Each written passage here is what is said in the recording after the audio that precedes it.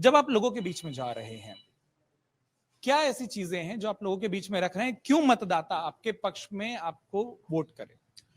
देखिए, इसमें जो हमारे प्रधानमंत्री मोदी जी और योगी जी के नेतृत्व में जो विकास हुआ है, जो 4 लाइन हुए हैं, रेलवे का काम हुआ है और बहुत सारे विकास कार्य यहाँ पर हुए हैं, वो सब चीजें लेकर हम जनता के बीच में गए हैं और जनता वो स्वीकार कर रही है कि भाई ठीक है, हम लोगों ने जो वादे किए थे वो सब हमने पूरे किए हैं।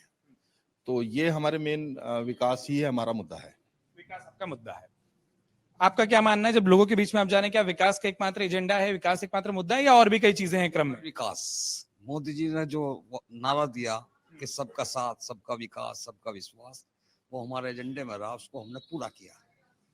मैं आप सभी पर आऊंगा, लेकिन उससे पहले मुझे लगता है सत्ता पक्ष की जवाबदेही चूंकि बनती है, इसलिए वो 3-4 वाली बात पूरी कर ले। दो आपके साथी कह रहे हैं कि विकास का मुद्दा है और साथ में प्रधानमंत्री जी का नाम आ जाता है। क्या प्रधानमंत्री जी का नाम ज्यादा बड़ा है या विकास का एजेंडा ज्यादा बड़ा है जब आप लोगों के बीच जा रहे हैं? दोनों ही काम बराबर है। माननीय प्रधानमंत्री जी की जन कल्याणकारी योजनाओं व माननीय मुख्यमंत्री जी के लगातार उत्तर प्रदेश में सुरक्षा के माहौल को देखते हुए आज सहारनपुर की जनता लगातार पुकार रही है।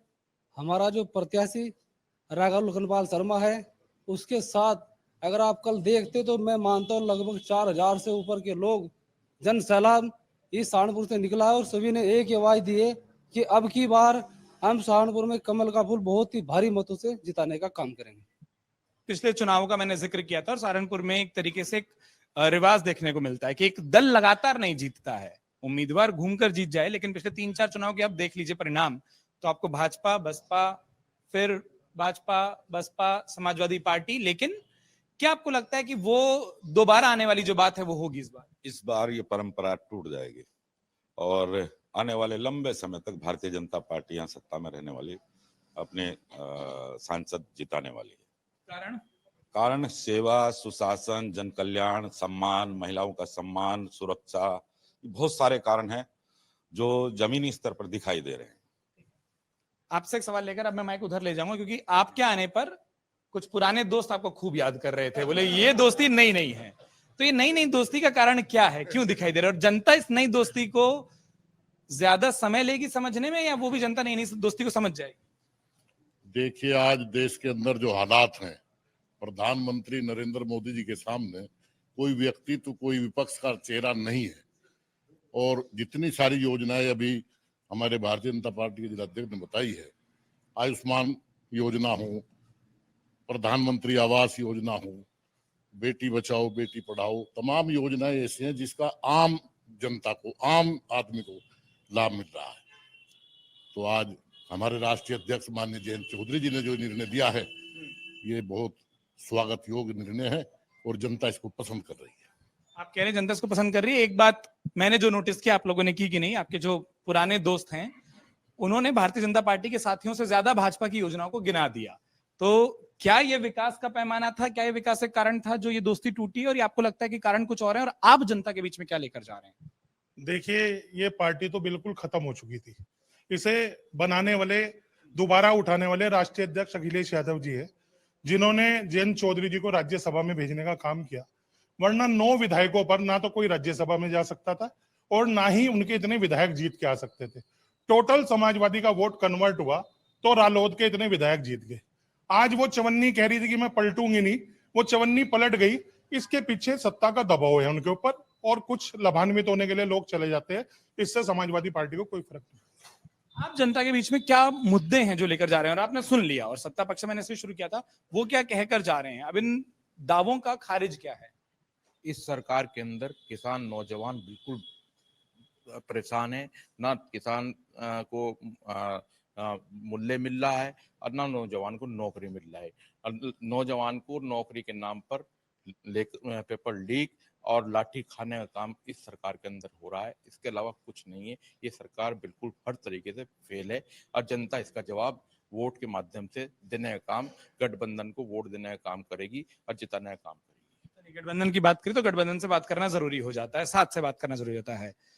प्रत्याशी आपकी पार्टी के हैं, बहुत कवायद और बहुत रस्साकशी देखने को मिल रही थी कि किस पार्टी को कितने उम्मीदवार मिलते हैं।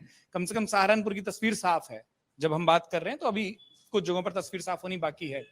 कितनी उम्मीदें हैं, और जो प्रत्याशी हैं मुझे लगता है वो सच में गठबंधन के प्रत्याशी हैं, क्योंकि वो इधर से भी प्रत्याशी रह चुके हैं, अब आपके प्रत्याशी। बिल्कुल बहुत मजबूत प्रत्याशी हैं और विजयी होंगे। इस बार समीकरण भी ऐसे ही हैं, लेकिन मैं उससे पहले ये बात करना चाहूंगा भी उधर से आवाजें विकास विकास विकास विकास। इन्होंने 100 स्मार्ट सिटीज का वादा किया था, क्या 5 पूरे हुए अभी तक? बता दें नाम। इन्होंने कहा था किसान की आय दुगनी करेंगे। और मैं उम्मीद कर रहा हूँ आप लोग बड़े ध्यान से सुन रहे होंगे। कौन से किसान की आमदनी दुगनी हुई? हाँ, अडानी अंबानी की आय कितने 100 गुनी दुगनी हो गई, वो भी बताने का कष्ट करें। भाजपा के चंदे में कितनी वृद्धि हुई, ये भी बताने का प्रयास करें। अगर वो बता सकें। कहीं विकास नहीं हुआ, केवल जनता को छला जा रहा है विकास के नाम पर और धर्म के नाम पर बांटा जा रहा है, और कुछ नहीं हो रहा है। क्योंकि आपने धर्म का जिक्र कर दिया, मुझे क्या बताइए, अभी मुझे उम्मीद है कि थोड़ी देर में आपके तमाम जो साथी हैं, भले ही आज सामने खड़े हैं, वो 22 जनवरी का जिक्र करेंगे, वो अयोध्या का जिक्र करेंगे। आप लोग लोगों के बीच में क्या विश्वास लेकर जा रहे हैं कि वो आपके प्रत्याशी को चुने? मतलब आप उन मुद्दों को अपने तर्कों से खारिज कर रहे हैं, लेकिन जनता को क्या बता रहे हैं? देखिए, आपने देखा होगा, मैं आपको एक उदाहरण दे रहा हूं कि राहुल गांधी जी ने 2 यात्राएं की। जिस तरह से लोगों का प्रचंड बहुमत साथ उनको मिला है, ये इस बात का गवाही दे रहा है कि जनता त्रस्त हो चुकी है। 10 साल का कार्यकाल आप देखें, जितने जुमलेबाजी की थी, आप पहले दिन से ले लीजिए कि 15 लाख रुपए खाते में डाल देंगे। आप बता दीजिए 15 लाख रुपए कहाँ है? उसके बाद पेट्रोल डीजल, जब अगर 10 रुपए पेट्रोल डीजल पे बढ़ते थे तो लोग, ये भारतीय जनता पार्टी के लोग सड़कों पर आकर आंदोलन करते थे और कहते थे कि इसने कांग्रेस पार्टी ने लूट लिया है। 70 साल सत्ता में रहने के बावजूद भी केवल 400 साढ़े 400 रुपए सिलेंडर था।